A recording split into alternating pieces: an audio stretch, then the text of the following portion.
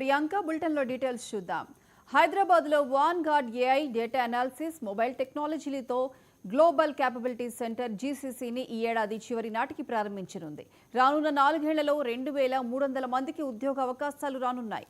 ప్రపంచంలోనే అత్యంత ప్రతిష్టాత్మక సంస్థల్లో ఒకటైన వాన్గార్డ్ కంపెనీ హైదరాబాద్లో గ్లోబల్ క్యాపబిలిటీ సెంటర్ ఏర్పాటు చేయనున్నట్లు ప్రకటించింది.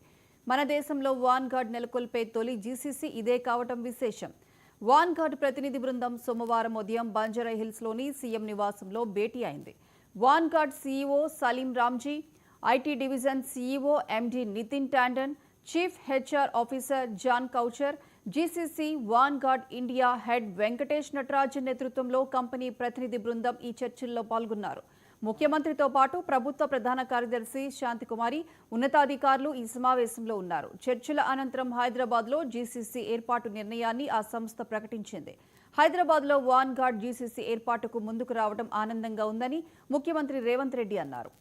హైదరాబాద్లో వైవిధ్యమైన ప్రతిభతో పాటు జీవన నాణ్యత, సాంకేతిక నైపుణ్యం, ఆవిష్కరణలకు అనుకూలమైన వాతావరణం ఉందని కంపెనీ సీఈఓ సలీం రామ్జీ అభిప్రాయపడ్డారు.